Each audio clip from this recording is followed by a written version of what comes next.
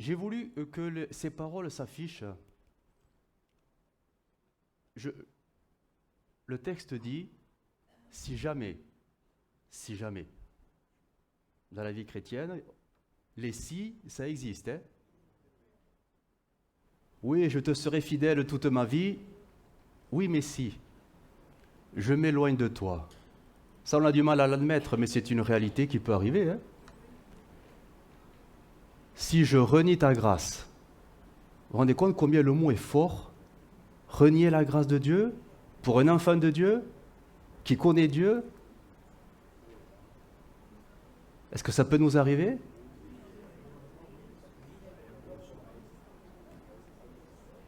Je vais vous poser une question. En fait, c'est le titre de mon message.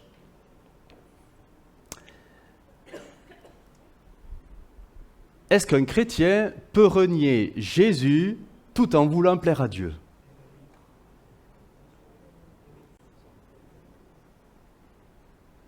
D'après vous, est-ce que ça peut arriver qu'un chrétien renie consciemment Jésus tout en voulant quand même plaire à Dieu? Parce qu'on ne peut pas renier d'une manière involontaire et inconsciente. Non, le reniement, c'est toujours volontaire. Alors, est-ce que je peux renier Jésus tout en voulant quand même plaire à Dieu? Qui répondrait oui? Levez la main pour voir. Ouais, il n'y en a pas tant que ça. Et qui pense non, c'est pas possible? Et les autres, vous attendez la fin du message. Alors, mais en fait, on a un élément de réponse, parce qu'on va continuer avec la vie de Pierre. Et Pierre, il aimait Jésus par-dessus tout, et il voulait plaire à Dieu. Et il va renier le Seigneur bien 3 fois et bien comme il faut. Ouais. Est-ce que ça peut nous arriver? Ouais, ça peut nous arriver. Alors on va lire le texte. On est toujours dans la vie des disciples. On est toujours avec Pierre. Et bien sûr, là, on va s'attarder ce matin sur cet épisode il est terrible. Hein. C'est peut-être l'un des épisodes des évangiles le plus triste. Le plus triste, parce qu'on voit un homme qui va être brisé.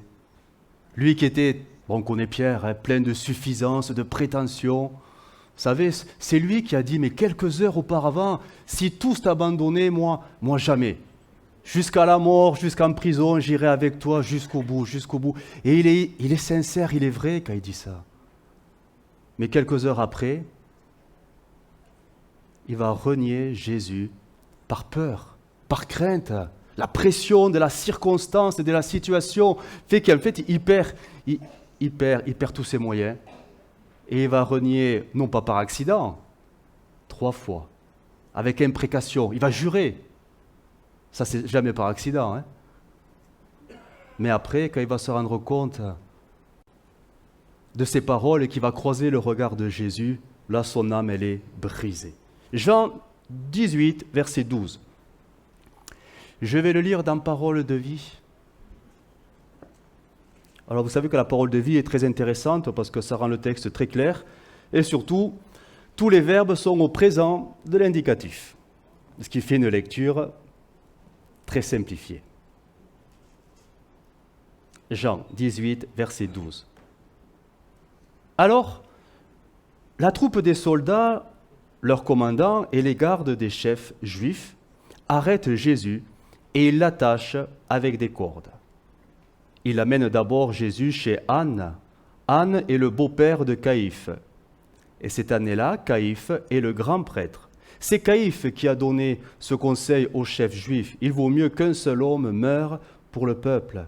Simon-Pierre et un autre disciple suivent Jésus. Le grand prêtre connaît cet autre disciple, c'est pourquoi celui-ci entre avec Jésus dans la cour du grand prêtre.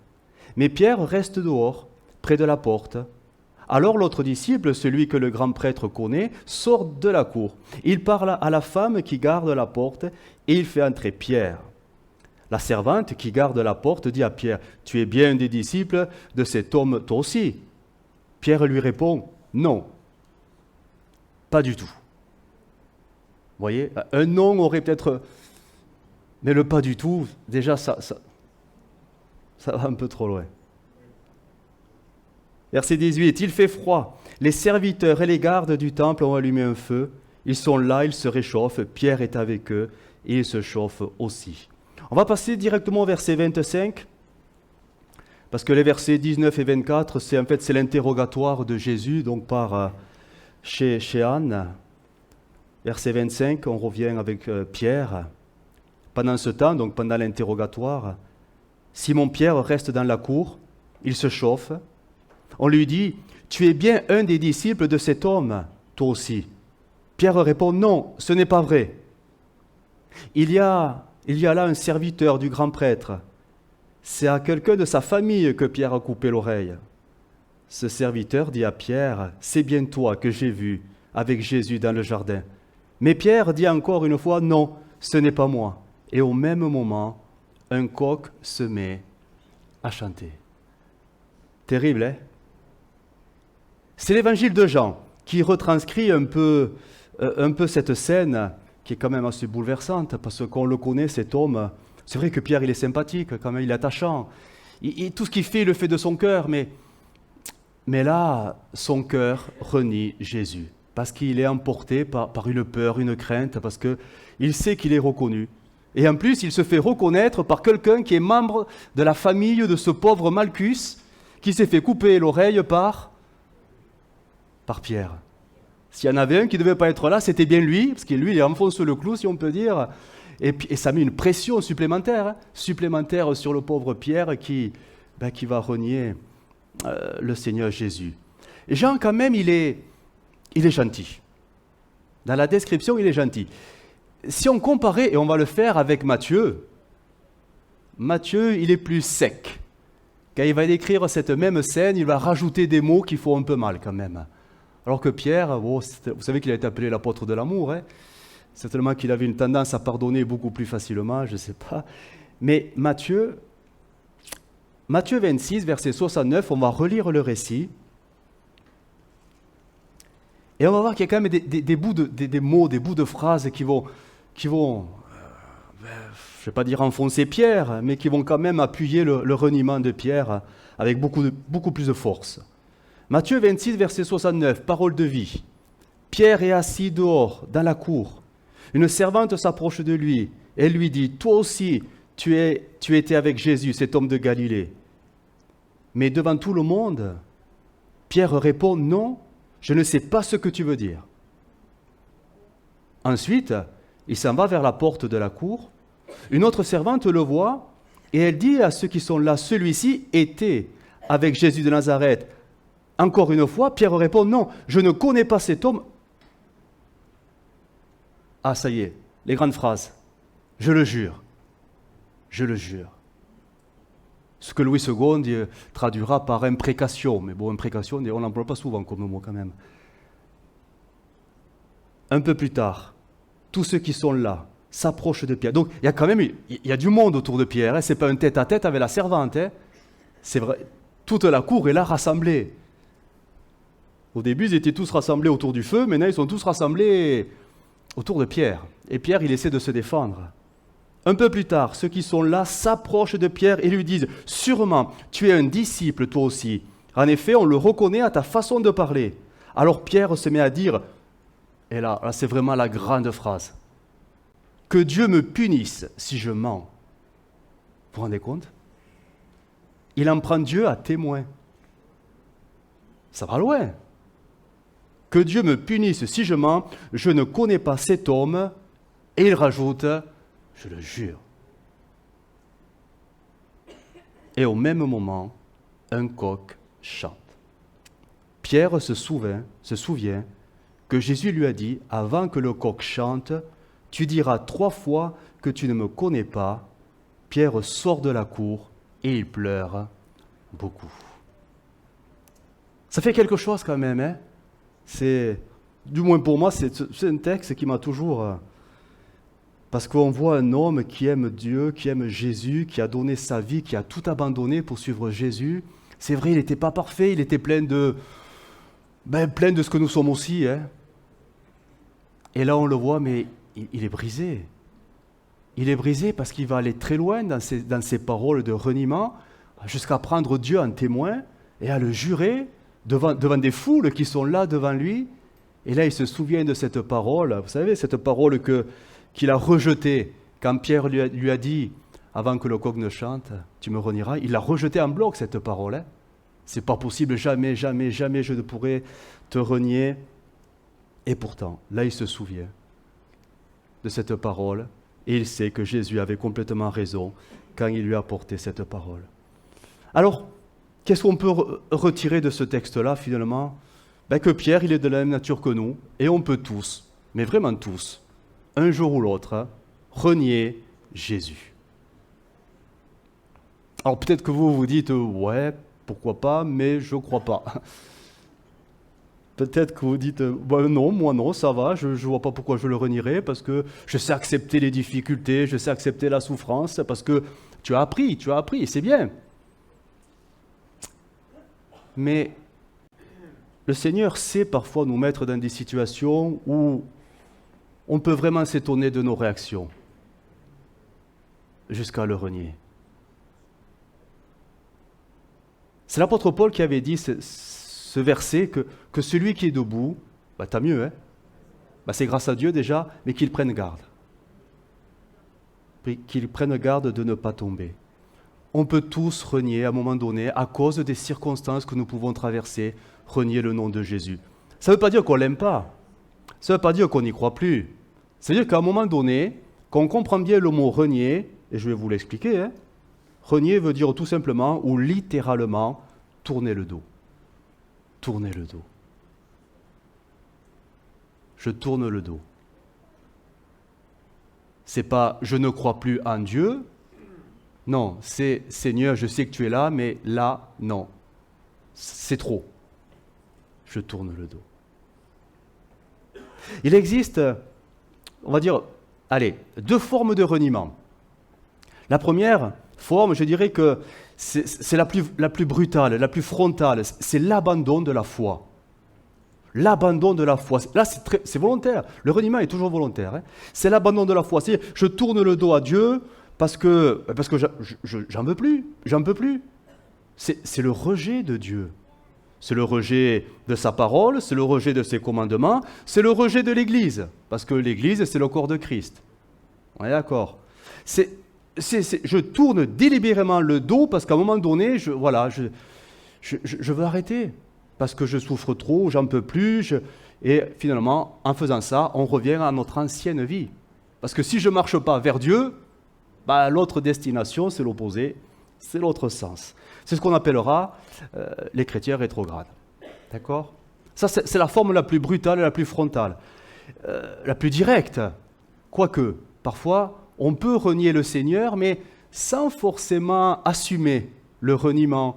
Et là, on voit certains comportements, mais il y a toujours des signes. Vous savez, c'est quand on met des distances de plus en plus. On prie de moins en moins. On lit la Bible de moins en moins.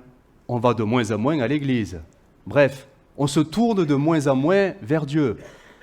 C'est moins assumé, mais au final, c'est un abandon. La deuxième forme de reniement, je dirais que c'est la chute de la foi. Ce n'est pas l'abandon de la foi, mais c'est la chute. La chute. Dans le sens que c'est pas un rejet. C'est qu'à un moment donné, tout en voulant être fidèle à Dieu, parce qu'on l'aime de tout notre cœur, par nos réactions, nos attitudes ou nos décisions, nous prenons une position qui est totalement contraire à la foi. Vous voyez ? J'aime Dieu, mais dans mes décisions, dans mes actions, dans mes paroles, dans mon comportement, dans mon témoignage, il y a quelque chose qui fait que c'est contraire aux valeurs de la foi, et donc à Dieu, et donc à l'Écriture, et donc au commandement, et donc à tout ce que Dieu attend de moi. Et ça, c'est délibéré. Ce n'est pas un accident. Ce n'est pas une méconnaissance des choses. Non, j'ai tourné le dos volontairement parce que, à cause de la vie, à cause des pressions, les circonstances, à cause des combats, à cause de la fatigue, à cause du découragement, à un moment donné, on se sent comme prisonnier, quelque chose qui nous fait pression et on prend la mauvaise décision. On va appeler ça un compromis. Mais ça me fait tourner le dos aux valeurs auxquelles pourtant je crois. Un exemple. Est-ce qu'il peut arriver à un chrétien de mentir? Ça vous est arrivé? Allez, dites-le. Est-ce qu'il faut mentir? Bon, on est d'accord. Donc on connaît les valeurs de l'évangile, le mensonge. Ben non, parce que Jésus dans mon cœur, en plus il s'appelle la vérité. Et en plus il m'a donné l'esprit de vérité. Et vous savez que dans l'armure du chrétien, il y a la ceinture de la vérité. Oui, mais quand un chrétien décide quand même de mentir parce qu'il est dans une situation de stress, et là il se met à mentir, n'est-ce pas une forme de reniement? N'est-il pas en train de tourner le dos à toutes les valeurs pourtant auxquelles il croit? La vérité de Jésus. C'est un accident? Est-ce que le compromis est un accident? Le pardon. On sait tous que le pardon est quelque chose qu'on doit donner. Mais refuser de pardonner pour un enfant de Dieu, refuser de pardonner pour un enfant de Dieu, n'est-ce pas une forme de reniement envers celui qui m'a donné l'exemple en me pardonnant? Est-ce que le refus de pardonner est un accident? Mais jamais de la vie. Et il y a tellement d'exemples qui sont là dans la vie chrétienne et qui nous montrent que ce que nous faisons, ce que nous disons, à des moments particuliers, bien sûr quand l'épreuve est là, ça amplifie ces moments-là, mais dans certains domaines, oui, nous tournons le dos si facilement à Jésus. Et pourtant, on veut tous plaire à Dieu. C'est pas vrai? Oui. Regardez ce qu'il est dit dans 1 Timothée 5,8. L'apôtre Paul va parler du reniement. 1 Timothée 5,8.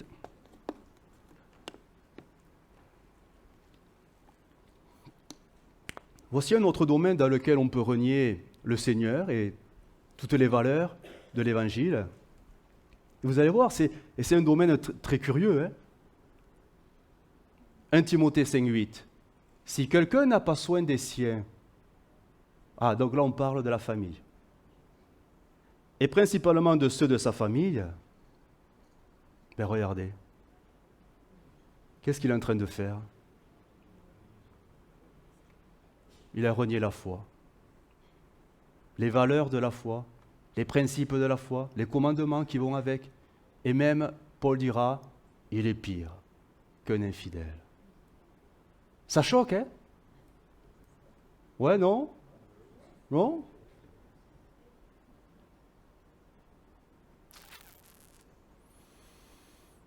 Job 31, verset 28.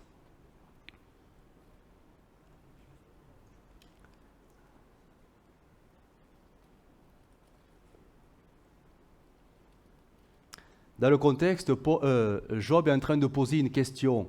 Est-ce que j'ai péché? Est-ce que j'ai péché? Et là, il va dire, si j'ai péché, donc c'est encore une faute qui mérite d'être sanctionnée. J'aurais renié le Dieu d'en haut. Vous vous rendez compte quand on prend la Sainte Seine?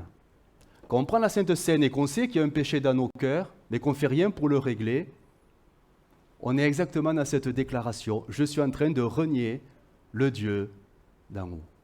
Pourquoi? Parce qu'on sait très bien que le Dieu d'en haut m'appelle à la repentance. Mais si tu ne le fais pas, tu lui tournes le dos. Non?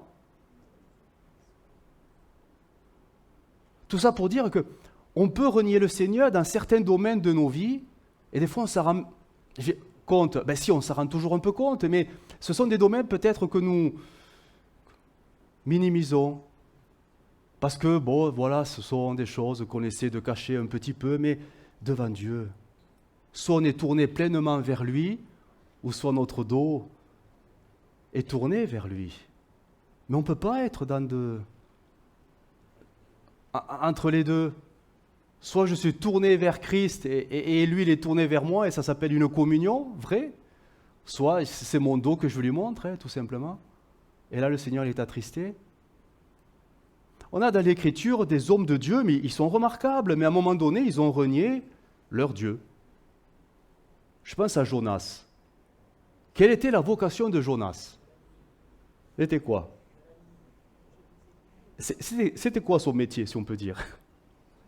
Son appel, son ministère, c'est un prophète. Donc il est appelé par Dieu à parler de la part de Dieu. Sauf que quand Dieu lui dit de le faire, qu'est-ce qu'il fera? Tourne le dos. Il tourne le dos, il s'en va ailleurs, à l'opposé, à Tarsis. Qu'est-ce qu'il est en train de faire là? Il renie son ministère. Il renie sa mission. Il renie l'appel que Dieu est en train de lui donner. Il renie son Dieu. C'est terrible, hein? Pour un prophète, ça ne se fait pas. Normalement, le prophète, il est donné entièrement à son Dieu pour le servir. Sauf que parfois, lui, en tout cas, il l'a fait, il a renié son Dieu. Et c'est dans le ventre du grand poisson qu'il va se souvenir des vœux qu'il avait faits à Dieu. Et là, il va se repentir. On pourrait parler de David. David, l'homme selon le cœur de Dieu, qui avait une relation très personnelle, très intime avec Dieu, qui chantait des cantiques, qui écrivait des cantiques, bref, il était vraiment uni avec Dieu, mais quand ses yeux vont rencontrer Bathsheba, alors là, les choses vont prendre une tournure un peu particulière. Il va tourner le dos à son Dieu, parce qu'il va faire des choses qu'il sait très bien que Dieu ne peut pas approuver. L'adultère et manigancer un meurtre. Pour cacher que Bathsheba allait tomber enceinte. Il a même essayé de faire croire que c'était lui le mari. À ce moment-là, il est dans le reniement, il renie son Dieu. Et tout ça, c'est volontaire. Comme Jonas, c'est volontaire. On pourrait parler dans les évangiles de ce jeune homme riche qui vient auprès de Jésus et qui demandera « Que faut-il que je fasse pour que j'ai la vie éternelle ?» Et Jésus, qui va l'aimer, lui dire « Bon, c'est bien tout ce que tu as fait, tu gardes tous les commandements, mais il te manque une chose, vends tous tes biens. Vends-les, donne-les aux pauvres et suis-moi. » Et il fait quoi là? Il tourne le dos. Il tourne le dos. Et c'est pas un accident, c'est un choix. Il tourne le dos et il part tout triste parce qu'il est en train de renier celui qui est en train de l'appeler quand même. Il renie la source même de la vie éternelle. Pourtant, il était venu pour ça. On peut tous tomber dans le reniement, tous, à cause des circonstances de la vie, des pressions, des combats, des luttes, le découragement, les fatigues morales, psychiques, toutes ces choses qui sont là, qui nous écrasent, tellement qu'à un moment donné, on prend la mauvaise décision, tout simplement. Ou on dit la parole de trop. On se sent vite repris, On est très vite repris, mais on sait qu'on a comme franchi un cap où on n'est pas bien. On n'est vraiment pas bien. Parce que sciemment, consciemment, volontairement, on a fait quelque chose, on a dit quelque chose, on a pensé quelque chose, bref, on s'est orienté d'une manière qu'on sait qui ne plaît pas à Dieu. Et là, on est malheureux, on n'est pas bien. Alors, je voudrais voir quelques domaines très rapidement dans lesquels on peut renier le Seigneur. Deux domaines. Je le répète, le reniement, c'est jamais un accident. C'est toujours volontaire parce que les situations nous ont un peu pressés, nous ont écrasés, nous ont malmenés et on fait un mauvais choix avec de mauvaises paroles. Il est écrit dans 2 Timothée 3:1, l'apôtre Paul va parler d'un domaine où on peut tous renier le Seigneur, c'est celui-ci. Sache que dans les derniers jours, il y aura des temps difficiles. Car les hommes seront égoïstes, amis de l'argent, fanfarons, hautains, blasphémateurs, rebelles, à leurs parents, ingrats, irréligieux, insensibles, déloyaux, calomniateurs, intempérants, cruels, ennemis des gens de bien, traîtres, emportés, enflés d'orgueil, aimant le plaisir plus que Dieu. Et le verset 5.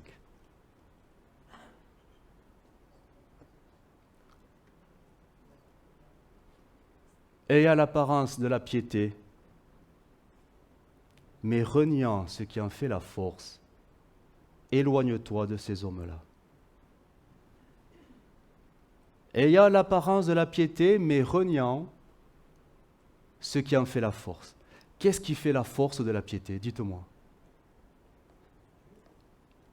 C'est pas un piège, Oui, le Saint-Esprit.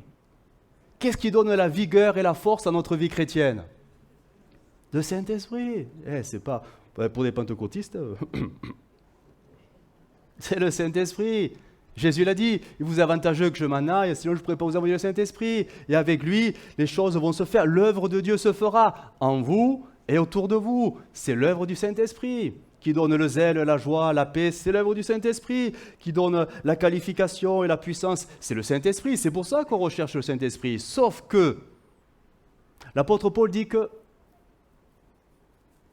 à cause des temps difficiles, plusieurs garderont l'apparence de la piété. Ah, donc on ne parle pas des gens qui ne croient pas. Plusieurs garderont l'apparence de la piété, mais ils marcheront tout en reniant ce qui en fait toute sa force. Donc on parle du Saint-Esprit. Peut-il arriver que nous soyons de ceux qui renient le Saint-Esprit? Ça doit faire réfléchir. Je vais vous aider. Honnêtement, quelle place, personnellement, chacun de vous, moi y compris, nous donnons au Saint-Esprit dans nos vies? Quelle place? Si tu dis tout, eh bien ma foi, tu es rempli du Saint-Esprit. Et ça se voit. Si tu lui tournes le dos, eh bien tu n'es pas rempli du Saint-Esprit, et ça se voit aussi. Froid, bouillant.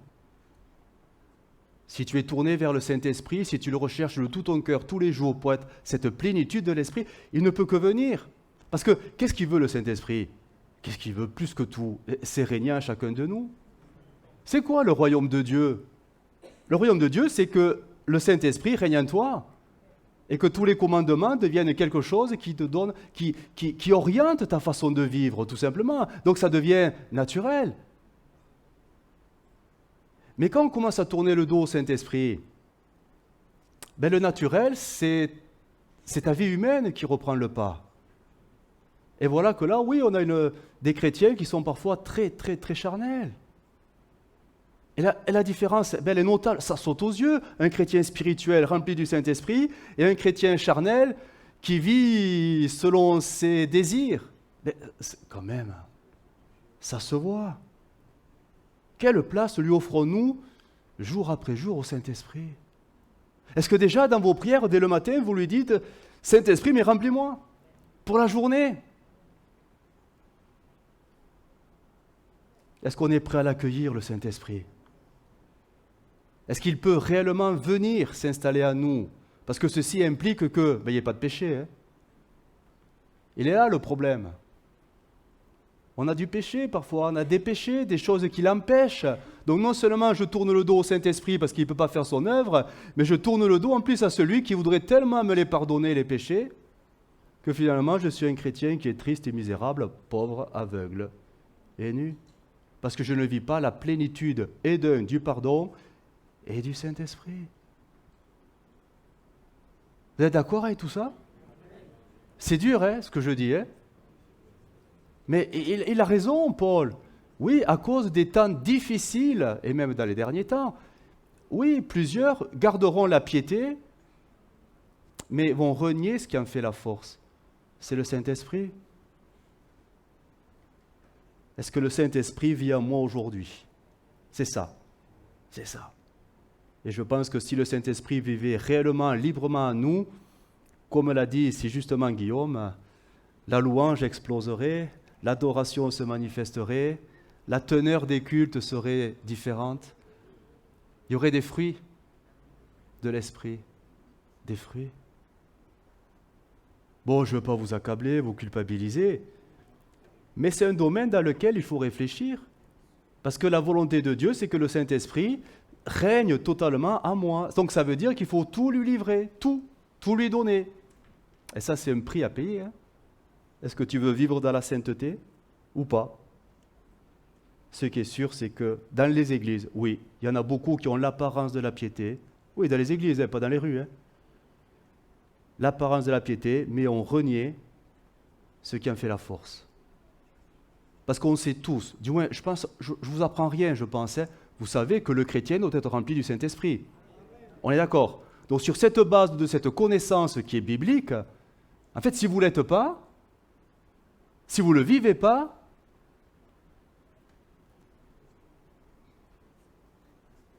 c'est que vous vivez autre chose. Et on n'est pas appelé à vivre cette autre chose, ce compromis, entre deux chaises, cette tiédeur. On n'est pas appelé à ça. Donc vous voyez, vous comprenez qu'on n'est pas dans un accident de parcours. On s'est installé dans un état, voilà, qui nous convient plus ou moins, mais qui attriste le Seigneur, ça c'est certain. Voilà pourquoi l'apôtre Paul dira, mais cherchez à vous entretenir continuellement du Saint-Esprit, par des hymnes, des cantiques, cherchez ce renouveau du Saint-Esprit, sans cesse, sans cesse, sans cesse, parce que ça, le Saint-Esprit, vous allez devenir des religieux. Avec le Saint-Esprit, c'est la vie de Christ qui se renouvelle sans cesse. Amen. Je continue? Allez, un autre domaine, c'est le dernier. Job 6,10 nous dit ceci. Job 6,10. J'aurai encore une consolation et je sauterai de joie, malgré la douleur qui n'épargne rien. Je n'aurai pas renié les paroles du Saint.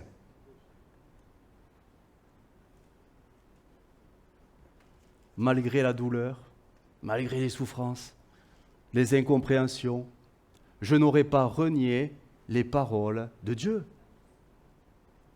Elles sont où les paroles de Dieu? On parle de la Bible, on parle des Écritures. 2 Pierre 2,1, vous allez voir, le texte va se compléter. Autrefois, il y a eu des prophètes de mensonges parmi le peuple d'Israël. Il en sera de même parmi vous. Ces enseignants de mensonges introduiront subtilement parmi vous des erreurs qui mènent à la perdition. Ils renieront le Maître qui les a rachetés. On parle de prédicateurs qui ont été à un moment donné sauvés et qui ont basculé dans des fausses doctrines et qui enseignent des fausses doctrines. Ils renieront le Maître qui les a rachetés et attireront ainsi sur eux une perdition soudaine. Beaucoup de gens les suivront dans leur immoralité et à cause d'eux, la voie de la vérité sera discréditée. C'est quoi la voie de la vérité? C'est les paroles de Dieu, c'est l'Écriture, c'est la Bible. C'est tout le message que Dieu a voulu nous donner, qui est largement suffisant pour être sauvé et avoir l'espérance du ciel dans la gloire. Quel malheur de voir l'Église, de voir des chrétiens chercher d'autres sources que les Saintes Écritures. C'est malheureux d'aller sur Internet et de gober, oui je dis le mot il est fort, de gober tous ces enseignements basés sur soi-disant les Écritures, en vous annonçant des soi-disant nouveautés, des vérités qu'on ne vous a jamais dit jusqu'auparavant, vous faisant croire que c'est des nouvelles vérités que Dieu vous a cachées jusqu'à aujourd'hui. Combien vous avez de faux apôtres, ils sont là, moyennant quelques euros, ils vont vous prophétiser pour vous donner une espérance dans la vie. Mais il faut payer avant, Il faut payer avant quand même. Combien de faux apôtres, de faux docteurs sur les sites, sur Internet. Et ils sont là à vous dire des enseignements que Paul qualifierait de doctrine de démons. Et combien de chrétiens sont là, jour après jour, à surfer sur le net, à la recherche de la dernière nouveauté, parce qu'on a envie de sensationnel, de spectaculaire, de miracle. Alors il suffit qu'un bonhomme fasse quelque chose pour croire que c'est parce que c'est le Messie, ça y est. Et il vous dit quelque chose et on va forcément le croire parce qu'on va s'appuyer sur le miracle qu'il a fait. S'il a fait un miracle, ça vient de Dieu. C'est faux comme tout.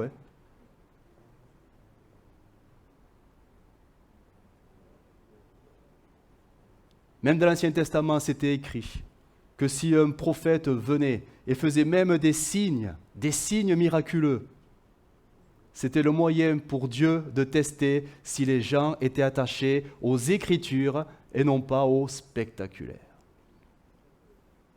Et dans le monde évangélique, on court après le miraculeux. On court après le spectaculaire, les guérisons par-ci, par-là. Alors bien sûr que c'est dans la Bible, mais c'est quoi le plus important? L'Écriture ou les miracles? On est d'accord que c'est l'Écriture. Ok, donc si c'est l'Écriture, Dieu nous l'a donné. Qu'est-ce qu'on recherche alors sur Internet? Qu'est-ce qu'on recherche sur Internet? Est-ce qu'on n'est pas en train de tourner le dos à la vérité? Parce que la vérité, tu l'as. Pourquoi tu vas ailleurs? Pourquoi tu vas ailleurs? Sur des écrans, sur des applications, chercher des témoignages, je ne sais pas quoi. Bien sûr que ça peut être source d'encouragement, mais quand ça devient compulsif, journalier, quotidien, et que ça nourrit ton âme, au détriment de ta propre lecture, où là tu es en prière avec Dieu et tu lui demandes de te nourrir de sa parole, il y a quand même quelque chose qui montre qu'on a tourné le dos à ce que Dieu nous a donné pour chercher autre chose que les hommes, que le diable a contrefait. Je vais loin, hein? Oui. Bon, je vous ai perdu.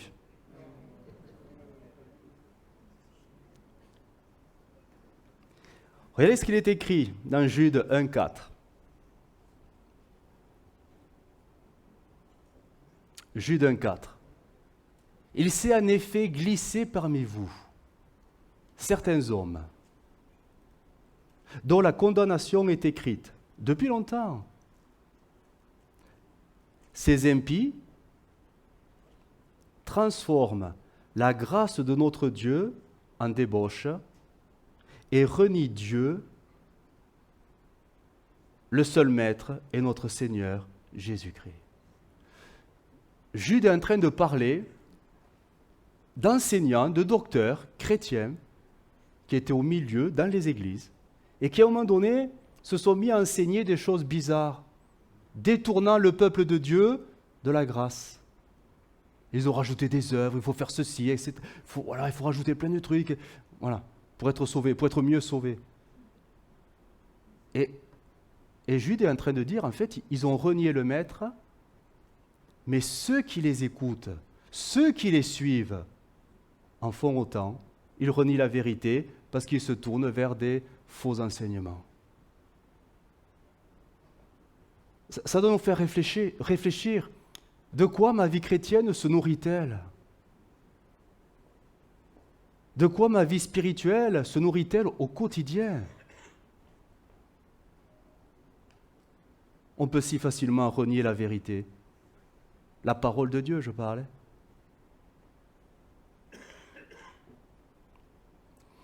Le reniement, je le répète, c'est jamais par accident, c'est parce que c'est le cœur qui, à un moment donné, se tourne dans la mauvaise direction. Soit à cause des circonstances de la vie qui sont pressantes, oppressantes, ou soit par les désirs, parce qu'on recherche autre chose, tout simplement.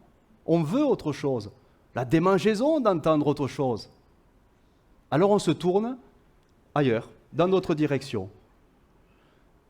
Ce qui est étonnant, plutôt, ce qu'on constate, c'est qu'en fait, c'est les circonstances de la vie, c'est ce que nous traversons qui va orienter notre marche avec le Seigneur, en bien et en mal. Généralement, quand tout va bien, on arrive à être fidèle et intègre à Dieu. On est d'accord. C'est quand tout va mal. Quand tout va mal, et je sais que parfois, dans nos vies, ça peut aller vraiment très, très mal.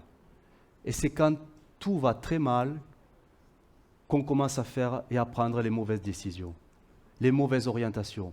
Pourtant, on veut plaire à Dieu. Ce n'est pas un reniement direct, frontal. Non, Dieu, je t'en veux plus, je veux plus de toi. Ce n'est pas ça.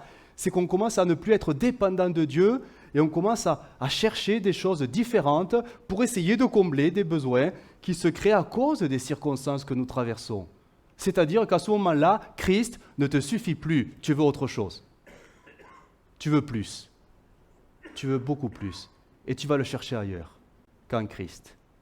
Et c'est là qu'on se met à tourner le dos au Seigneur ou au Saint-Esprit ou à la parole de Dieu. On se met à tourner le dos et on essaie de combler les manques, les vides qui sont là à cause des situations difficiles et c'est là qu'on tombe, on tombe dans le reniement. Vous savez, il y a ce personnage Agur. Vous connaissez Agur? Non, on ne connaît pas trop lui. Et Proverbe 37, il avait fait une prière très, très, très particulière, pleine de sagesse. Agur 37. Il va prier ainsi. Proverbe 30, verset 7. Ceci, je te demande 2 choses. Ne me les refuse pas avant que je meure. Éloigne de moi la fausseté et la parole mensongère. Ne me donne ni pauvreté ni richesse. Accorde-moi le pain qui m'est nécessaire. De peur que dans l'abondance, je ne te renie et ne dise qui est l'Éternel. Ou que dans la pauvreté, je ne dérobe et ne m'attaque au nom de mon Dieu. Finalement, ce personnage, qui est un peu mystérieux, on ne le connaît pas trop, il a compris que, et ça nous devons le comprendre parce qu'elle est là, notre faiblesse, c'est selon ce que nous vivons, c'est malgré nous ça, on ne le choisit pas, mais quand nous vivons des moments difficiles, nous devenons vulnérables, fragiles. Et de par le parcours que nous avons, vous savez, le mauvais parcours, on a beaucoup eu de dons sur le passé. Le passé explique le présent. Bien sûr qu'il y a un avenir, bien sûr qu'il y a une espérance quand on se tourne vers Dieu, mais parfois on peut être très fragilisé à cause de notre parcours, et cette fragilité, elle peut suivre dans la vie chrétienne.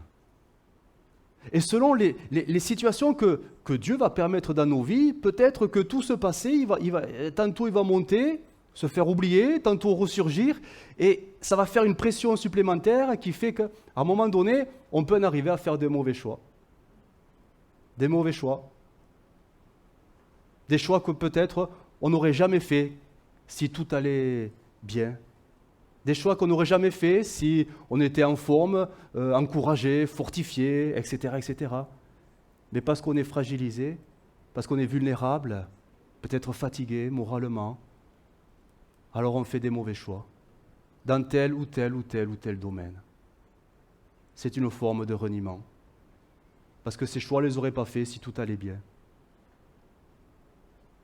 Regardez Job. Je reviens à Job parce que vous savez que... Alors, Job 1, 11, c'était son épouse qui lui a donné un conseil. Vous connaissez? Étends donc la main.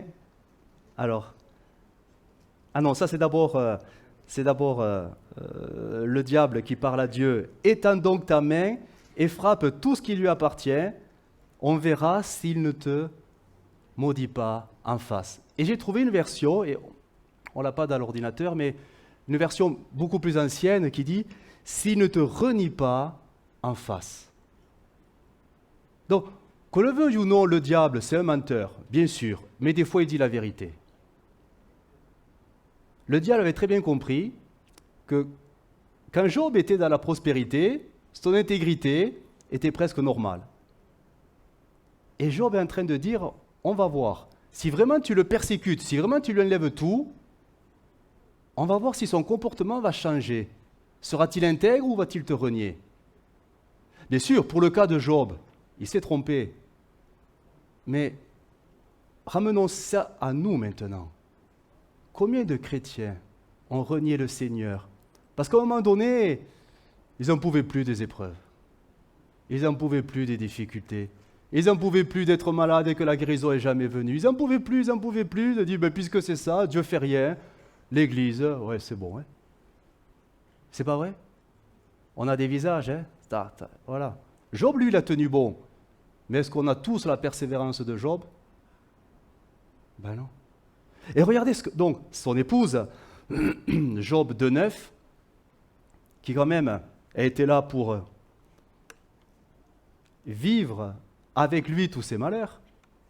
Sa femme lui dit, tu persévères encore dans ton intégrité. Et là, donc, cette fameuse version très ancienne dit, renie Dieu et meurs. Renie Dieu et meurs. tourne le dos à ton Dieu. Parce que tu souffres trop. Si Dieu était là, tu ne souffrirais pas. Si Dieu était là, tu serais guéri. Et si Dieu écoutait tes prières, il ferait quelque chose. Bref, et si Dieu était vraiment ton ami, il n'aurait jamais permis que nos enfants meurent. Ça fait réfléchir quand même. Combien de chrétiens ont lâché la main de Dieu à cause d'épreuves qu'ils n'ont pas su traverser. Et ils ont tourné le dos à Dieu. Et ça peut nous arriver, hein. Dans un domaine particulier, ou peut-être dans la vie chrétienne totalement, mais ça peut nous arriver. Le diable a très bien compris que parfois, notre intégrité, elle est là parce que tout va bien. Mais qu'en sera-t-il quand tout ira mal? Est-ce qu'on ne sera pas de ceux qui allons renier le Seigneur dans un domaine ou dans un autre? Tourner le dos au Saint-Esprit, alors qu'il faut être rempli du Saint-Esprit même dans les épreuves. Et là, on se laisse remplir de découragement. Paf, on s'écroule. Tourner le dos à la parole de Dieu, parce qu'à un moment donné, on se dit, oh, ça sert à quoi de lire la Bible? Dieu n'entend pas mes prières, les promesses, j'arrive pas à les vivre, ça sert à quoi de lire la Bible? J'y comprends rien, j'en ai marre. Et on la ferme. On n'est pas en train de tourner le dos à la voix de la vérité. Ça n'enlève rien à l'amour qu'on a de Dieu. Mais dans notre marche chrétienne, on est en train de tourner le dos à certaines choses très particulières. Regardez ce que dira Tite. Tite 1,16. Et c'est peut-être pour nous, c'est peut-être pour quelqu'un, hein, Tite 1,16. Hein. Regardez, certes, ils prétendent connaître Dieu. Ils prétendent connaître Dieu, mais leur conduite le renie. Nous connaissons Dieu, hein? Un peu. Il s'est révélé à nous quand même. Mais est-ce que notre conduite n'est pas en train de le renier? Et leur acte démente leur profession de foi.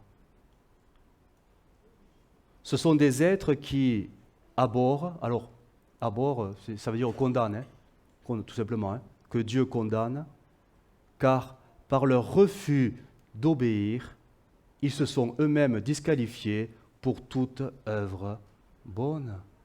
Ça, c'est la définition du chrétien qui tourne le dos à Dieu par sa façon d'être. Et il devient incapable d'obéir au Seigneur et donc de rentrer dans les œuvres préparées d'avance. Donc oui, ça peut nous arriver, et peut-être c'est le cas de quelqu'un ce matin. Quand on en est là, on n'est pas bien, hein? On est triste. Quand on en est là, le message que je viens de dire, il vous a certainement et sérieusement agacé. Et vous priez pour que la fin arrive très vite. Mais quand on en est là, et je terminerai avec ce point-là, il y a une espérance. Parce que Pierre a renié 3 fois, et bien comme il faut, mais il s'est relevé. Donc, même si tu as renié le Seigneur dans un aspect ou dans un autre, et que là, tu n'es pas bien parce que tu as tourné le dos au Seigneur en faisant des mauvais choix, Jésus a dit à Pierre, « J'ai prié pour toi afin que ta foi ne défaille point, et toi, quand tu seras revenu, affermis tes frères. » Quand tu seras revenu, peut-être tu as renié le Seigneur, mais tu peux revenir à lui. Et ça, c'est la bonne nouvelle ce matin.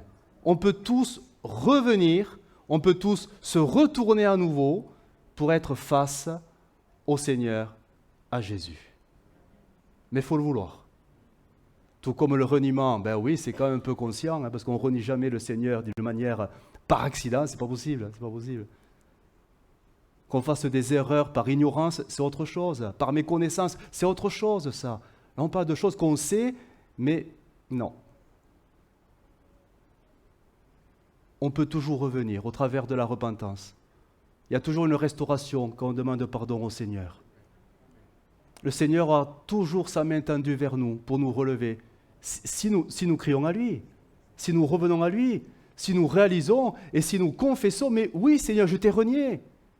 Oui, j'ai renié le Saint-Esprit parce que je l'ai complètement négligé. Oui, je savais qu'il fallait que je sois rempli du Saint-Esprit, mais en fait, je ne le suis pas. N'est-ce pas de la négligence? Personne n'a appris aujourd'hui qu'un chrétien doit être rempli du Saint-Esprit, on le sait tous. Donc ma négligence, ben oui, c'est du reniement. Hein. Ne plus lire l'Écriture, ben on le sait bien qu'il faut lire la Bible tous les jours. Mais si je ne le fais pas, ben c'est parce que j'ai tourné le dos. Donc Seigneur, pardonne-moi, parce que je ne veux plus de cela. Je veux être rempli de l'Esprit tous les jours, et je veux lire ta Bible tous les jours, et je veux pouvoir te regarder en face tous les jours. Quand Pierre a croisé le regard de Jésus, à ce moment-là, il est brisé. Hein. Il a fondu en larmes, comme un petit garçon, parce qu'il a réalisé que le Seigneur avait raison. Renier le Seigneur, ça peut tous nous arriver, mais rester dans le reniement sera quelque chose de terrible. D'accord? Je termine avec cette dernière lecture. Si nous restons dans le reniement, ça sera vraiment terrible pour nous. 2 Timothée 2,12 nous dit ceci, c'est un avertissement à prendre vraiment très au sérieux. Si nous persévérons, nous régnerons aussi avec lui, mais si nous le renions,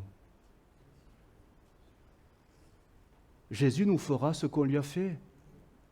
Que tu sois d'accord ou pas, la Bible dit que Jésus fera ce que tu lui as fait. Il te reniera aussi.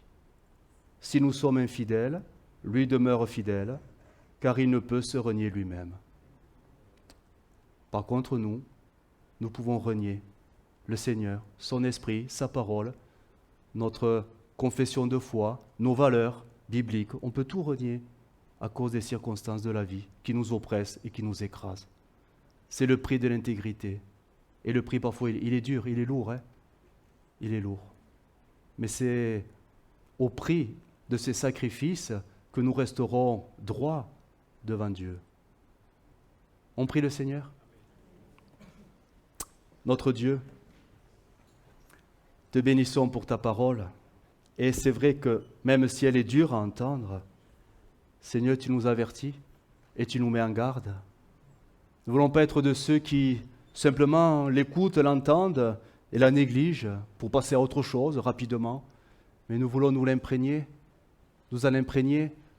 Nous voulons qu'elle soit nourriture pour nos âmes et surtout nous voulons qu'elle soit direction pour notre marche. Seigneur, oui, pardonne-nous pour toutes les fois où nous t'avons renié. Ou au lieu de te montrer nos cœurs, nous t'avons montré nos dos. Et ton cœur s'est attristé.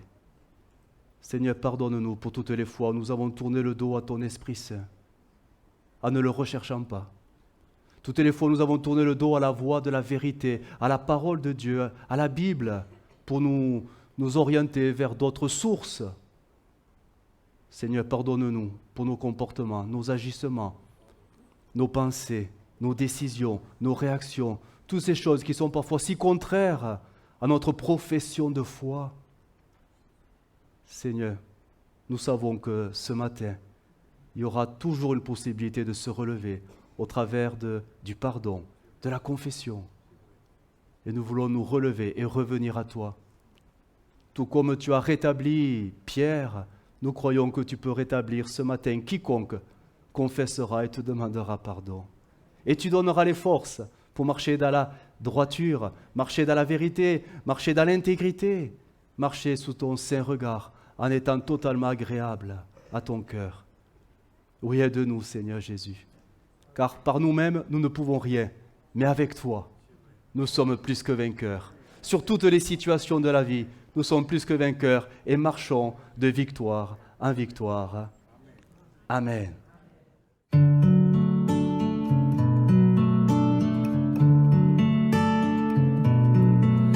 Well, I heard there was a secret chord that David played and it pleased the Lord. But you don't really care for music, do ya?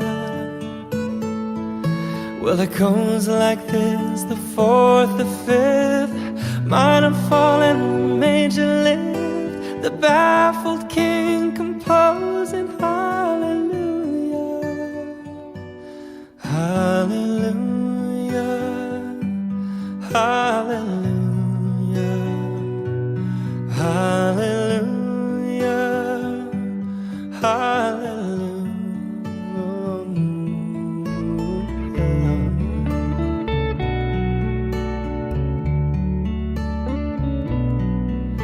Well, your faith was strong, but you needed proof. You saw her bathing on the roof. Her beauty in the moonlight overthrew you.